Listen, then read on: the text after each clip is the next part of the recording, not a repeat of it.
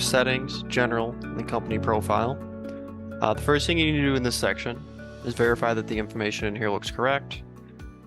For your phone number, verify that this is not a cell phone number, it's a business-oriented phone number, as this number will show up on your invoicing. Verify that your address looks correct. When you get down to admin digital signature, please sign in here. There will be a section in your rental agreement for a operator signature, and this section, the admin digital signature, is what pulls into that section. You have the option of drawing or uploading.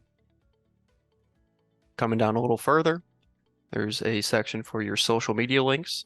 So feel free to copy and paste any social medias. Remember to hit save.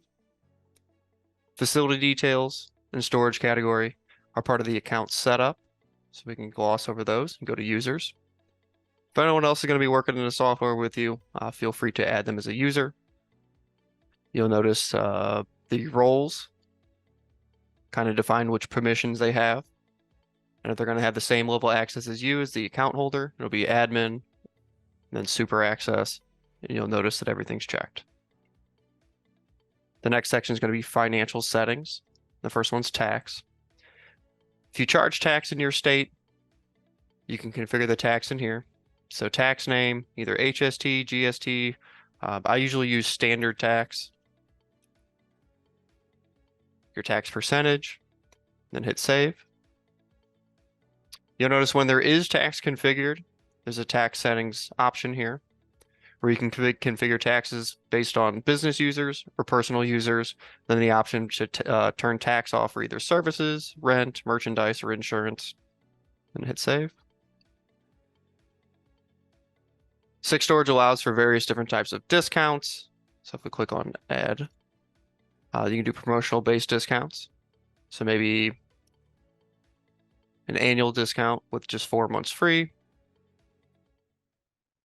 Show while booking.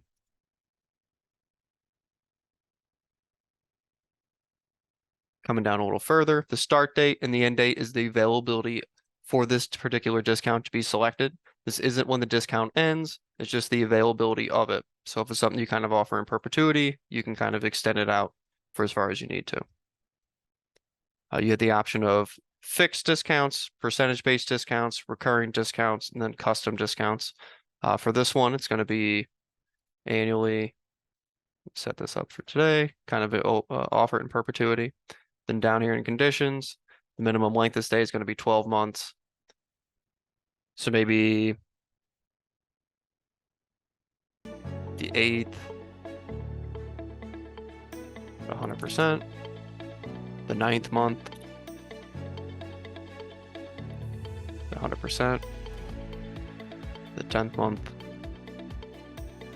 100%, month 11, also 100%. So there would be 4 months worth of discounts. So the 8th month, the 9th month, the 10th month, and the 11th month in this 12-month period. Now, late fee schedules. You'll have the option of adding additional late fees. I'm going to set one up for this facility. We'll pick everything as a storage category. Fee type. There's all sorts of different various fees. We're setting up a late fee, so I'll pick late fee. I can simply just name it late fee. The late fee late days is going to be based on how many days past due. So if my rental agreement were to read after the 5th day, a $10 late fee is going to apply. It would be on the 6th day.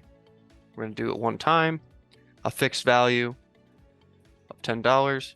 We want it recurring per invoice, meaning if I'm late 2 months in a row, I'm going to have $20 worth of late fees, one for each month. This is a minimum threshold over here underneath minimum invoice balance. So the way this reads is as long as I owe you $1, I'm going to be assessed a $10 late fee. And then you do have the option of sending templated emails notifying the tenant that they're past due and no late fee's been applied.